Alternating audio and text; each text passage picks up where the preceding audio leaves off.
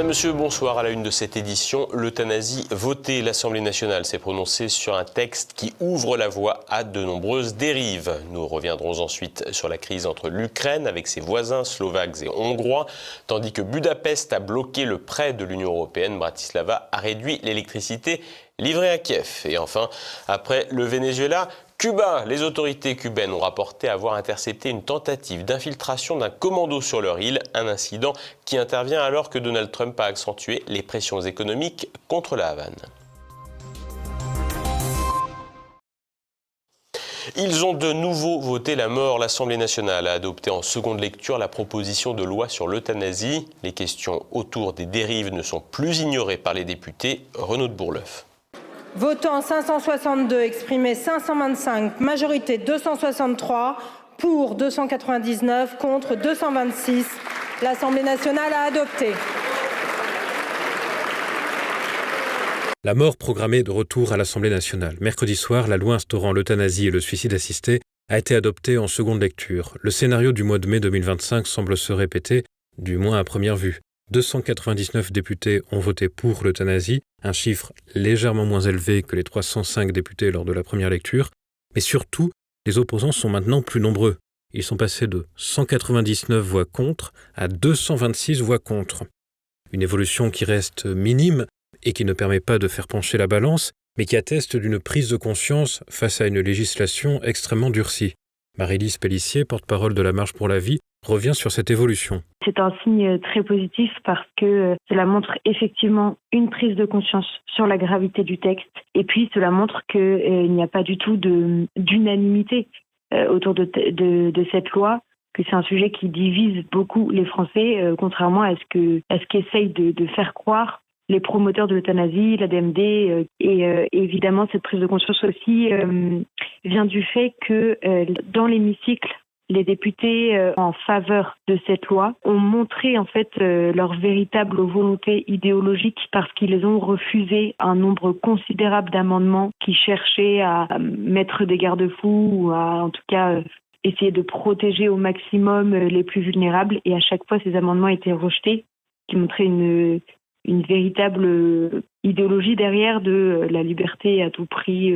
Cette proposition de loi est la plus extrême au monde, puisque tous les autres pays ont d'abord adopté des lois qui étaient plus restrictives et puis petit à petit les critères se sont élargis. Mais nous, en France, dès le départ, on crée un droit, on le met dans le code de la santé. Et ensuite, ce droit, il a des critères assez flous, assez larges, qui sont soumis à l'interprétation du médecin. Il y a une procédure pour accéder à l'aide à mourir, qu'ils appellent l'aide à mourir, qui est très légère.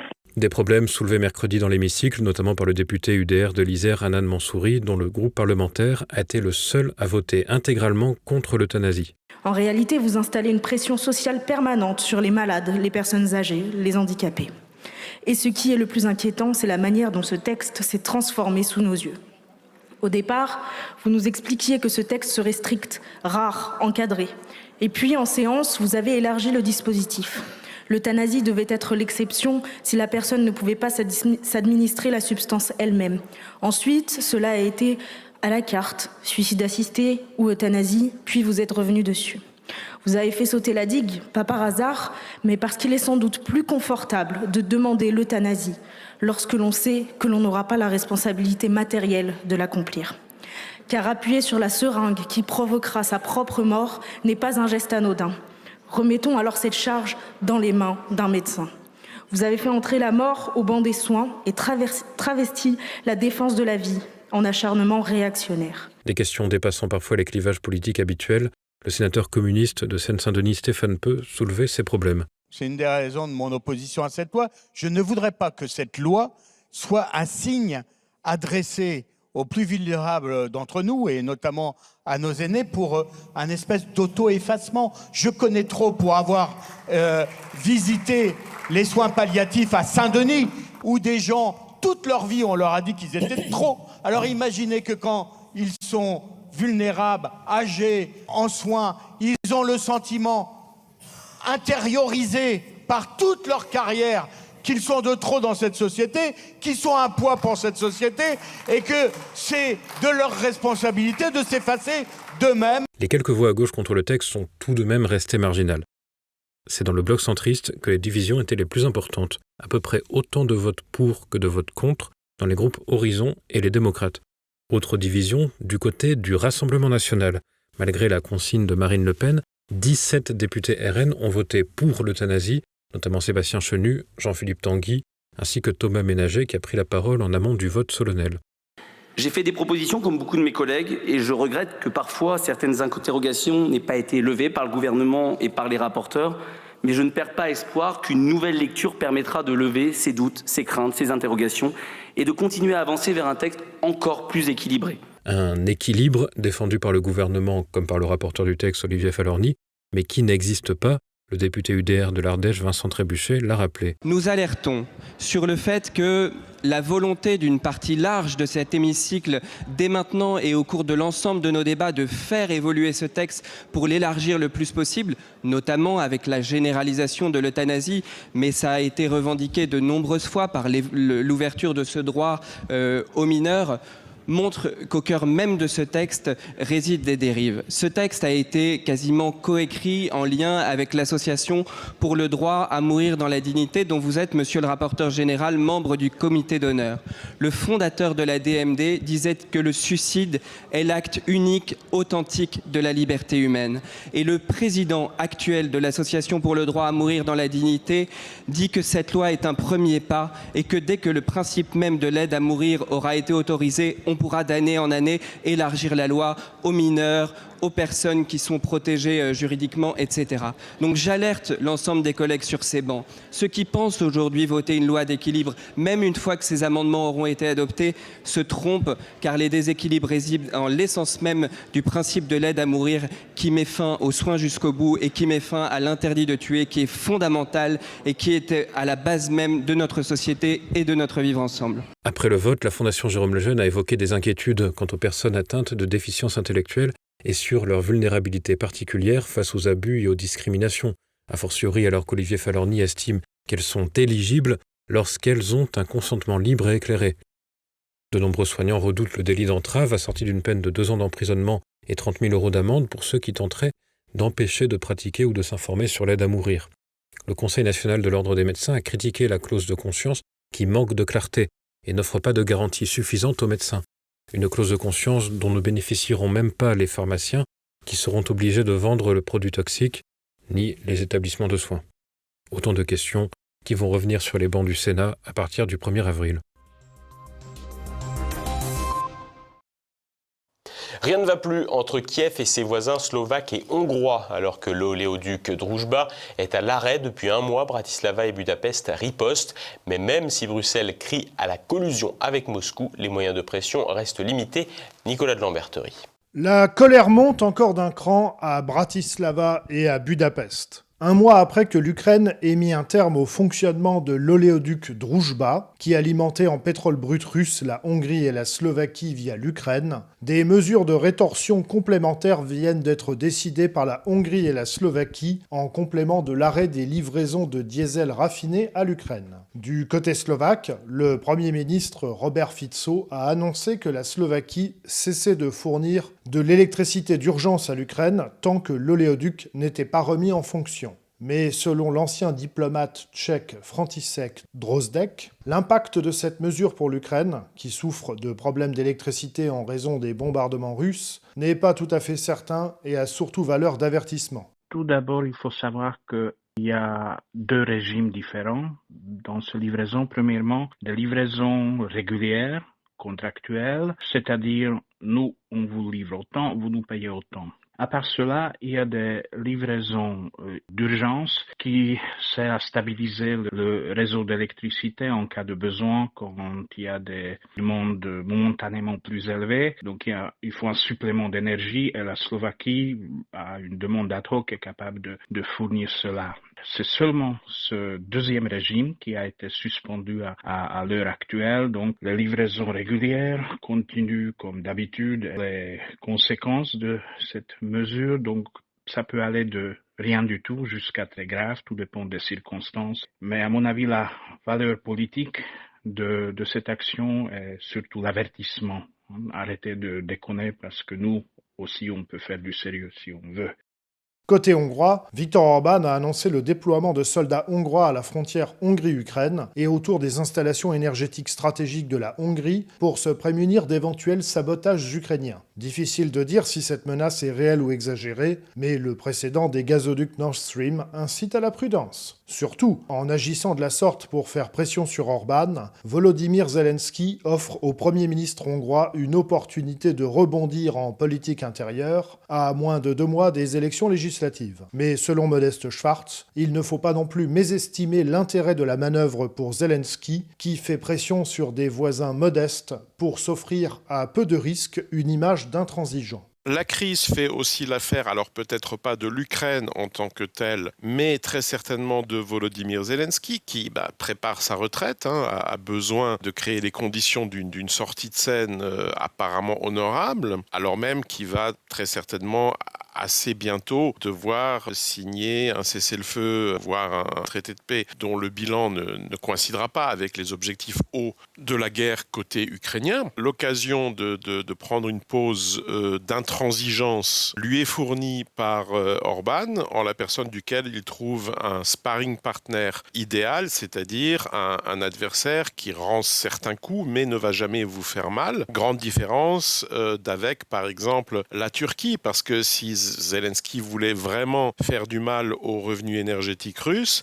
il y aurait les pipelines qui alimentent l'Europe via la Turquie et les Balkans. Oui, mais s'il se mettait à les saboter cela, il se pourrait bien que Erdogan lui réserve un chiot de sa chienne. Et ça, dans le cas de la Hongrie, au moins, il a la certitude que ça n'arrivera pas. Les Hongrois ont malgré tout mis une menace à exécution. Ils ont mis leur veto sur le nouveau prêt européen de 90 milliards à l'Ukraine, prêt auquel la Hongrie, la Slovaquie et la Tchéquie avaient déjà annoncé en décembre ne pas vouloir participer sans pour autant le bloquer. Mais en réalité, cette énième confrontation entre Bruxelles et Budapest pourrait bien donner l'opportunité aux euromondialistes, qui ne font désormais vraiment plus semblant de s'embarrasser du droit et des traités, de tordre une énième fois le bras au texte et de passer outre le veto hongrois. Et surtout, cette crise fait avant tout l'affaire des euromondialistes de Bruxelles, dont la grande priorité du moment n'est pas, contrairement à ce que beaucoup pensent, l'Ukraine, je ne sais quelle victoire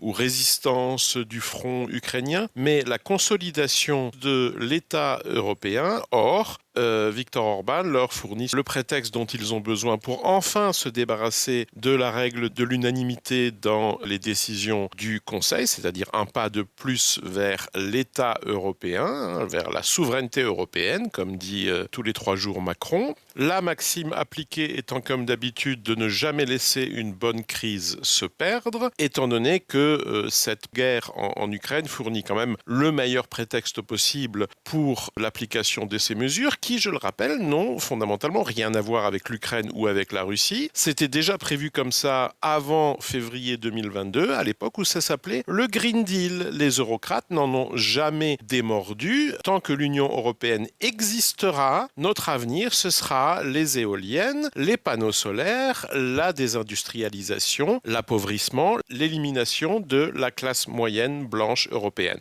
Et au final, celui qui se frotte peut-être le plus les mains, c'est donc Emmanuel Macron, qui travaille à consolider la construction euromondialiste pour qu'elle cesse d'être dérangée par ses États membres récalcitrants et ses gouvernements élus démocratiquement, dans la prévision de la future carrière européenne que le président de la République se prépare tranquillement au prix du bradage de la défense nucléaire française offerte à l'Allemagne et au reste de l'Union européenne. Incident diplomatique entre Cuba et les États-Unis. Les autorités cubaines ont rapporté avoir intercepté une tentative d'infiltration d'un commando sur leur île. Explication, Édouard Chano. Était-ce un échec de la CIA ? Cuba affirme ce mercredi avoir repoussé une tentative d'infiltration d'un groupe armé provenant des États-Unis. Les gardes-côtes cubains auraient tenté de contrôler une vedette rapide dont les passagers auraient ouvert le feu. L'échange de tirs a eu lieu dans la baie de Canal El Pino, à l'est de la Havane et au nord de l'île. Le ministère cubain de l'Intérieur a d'abord rapporté que 4 individus d'une vedette immatriculée en Floride avaient été abattus et 6 autres blessés. Les autorités ont ensuite précisé avoir arrêté sur le territoire national un Cubain qui aurait été envoyé des États-Unis pour accueillir les infiltrés. Il aurait avoué ses actes, toujours selon la même source. Des fusils d'assaut, des lunettes télescopiques ont été saisis. Les membres du groupe armé seraient des Cubains résidant aux États-Unis, déjà connus pour des activités délictueuses. Le chef de la diplomatie américaine, Marco Rubio, lui-même d'origine cubaine et qui ne cache pas son souhait de voir un changement de régime à Cuba, a esquivé l'affaire en marge d'une réunion de la communauté caribéenne. Je ne vais pas spéculer sur ce que feront les États-Unis. Ce que je vous dis, c'est que nous allons découvrir exactement ce qui s'est passé et qui était impliqué. Et nous prendrons une décision en fonction de ce que nous découvrirons. Et nous allons découvrir. Nous n'allons pas nous contenter de ce que quelqu'un d'autre nous dit. Nous allons enquêter et je suis convaincu que nous serons en mesure de connaître toute l'histoire et de vérifier les faits de manière indépendante. Cet incident fait renaître le spectre de l'un des pires échecs de la CIA, le débarquement de la baie des Cochons en 1961, quand les renseignements américains avaient tenté de faire débarquer sur l'île 4000 exilés cubains pour renverser Fidel Castro. L'opération, matée par des forces cubaines sous-estimées par l'anglais, fut un désastre complet. Aujourd'hui, Washington ne prendra sans doute pas de tels risques, mais cette escarmouche intervient alors que les tensions entre Donald Trump et la Havane ont repris de plus belle depuis le kidnapping par les forces américaines du vénézuélien Nicolás Maduro, allié de Cuba. Caracas a suspendu ses livraisons de pétrole en direction de celle-ci sous pression américaine, mais Washington a accepté quelques exportations hier mercredi à des fins humanitaires, l'île manquant cruellement de carburant. Ce pétrole pourra être acheminé au secteur privé cubain. Marco Rubio a appelé la Havane à entreprendre des réformes radicales et prétendu que le modèle économique cubain était un échec. Si la situation est aussi mauvaise, c'est parce qu'ils ont un modèle économique qui n'existe pas. Un tel modèle ne fonctionne pas. Il n'existe nulle part dans le monde. Il est dysfonctionnel. Et le seul moyen pour Cuba d'avoir un avenir meilleur est d'avoir un meilleur modèle économique. Des propos pour le moins malhonnêtes qui occultent la réalité cubaine, à savoir que l'île est étranglée depuis 63 ans par un embargo américain. Le blocus énergétique imposé depuis janvier dernier par Donald Trump aggrave la crise, provoquant de longues coupures d'électricité, empêchant ainsi toute activité économique. Le 5 janvier dernier, le président américain estimait que Cuba semble prête à tomber. En pratique, il cherche à accélérer la chute en provoquant une crise sociale si aiguë que le peuple en viendrait à renverser les autorités. L'actualité, en bref, en France. Le bracelet pour papa, mais pas la mairie pour le fiston. À Menton, dans les Alpes-Maritimes, la tentative électorale de Louis Sarkozy tourne au fiasco. Dans cette ville, c'est le député RN Alexandra Masson qui arrive en tête des intentions de vote avec 31% au premier tour. Elle devance de 15 points Louis Sarkozy, en dépit des soutiens de LR, Horizon et Renaissance, crédité de seulement 16% des voix. Il est même devancé par une autre liste de droite menée par Sandra Paire, 17%, tandis que Florent Champion, également étiqueté divers droite, est à 15 points. La gauche n'a aucune chance de l'emporter. En revanche, la candidate Reconquête, avec ses 4% d'intention de vote, peut servir de force d'appoint au RN. Reste à voir comment se comporteront les listes au second tour. L'électrique, c'est pas automatique. Stellantis a annoncé une perte nette record de 22,3 milliards d'euros pour l'exercice 2025, la deuxième plus importante pour un groupe français derrière Vivendi en 2002.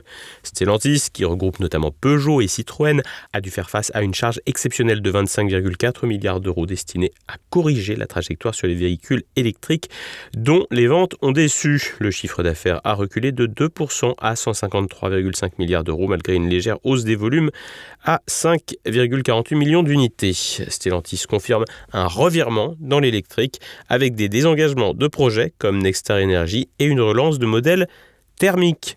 Pour 2026, il vise une marge positive et une croissance des ventes grâce à de nouveaux modèles malgré l'impact des droits de douane américains estimés à 1,6 milliard d'euros.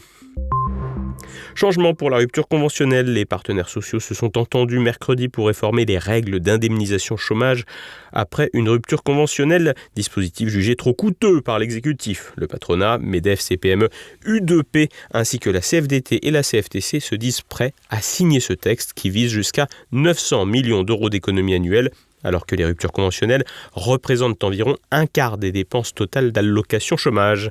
La mesure phare consiste à réduire la durée maximale d'indemnisation pour les bénéficiaires d'une rupture conventionnelle. Elle passerait de 18 à 15 mois pour les personnes de moins de 55 ans et de 22,5 à 20,5 mois pour les plus de 55 ans. Le patronat a renoncé à imposer une dégressivité plus forte des allocations. La CGT et la CFE-CGC ont rejeté le projet, tandis que FO réserve encore sa position. Le texte doit être validé par les instances des organisations d'ici le 23 mars, avant un éventuel passage au Parlement. Moins de tabac chez les jeunes. L'enquête 2024 de l'Observatoire français des drogues et des tendances addictives publiée mercredi affirme que l'expérimentation et l'usage de tabac, cannabis et autres substances chez les adolescents chutent depuis 15 ans. Seulement 7,7% des collégiens et 30,6% des lycéens ont essayé la cigarette contre 27,8% et plus de 2/3 en 2014. Le tabagisme quotidien touche 0,9% des collégiens et 5,6% des lycéens, en forte baisse depuis 2018.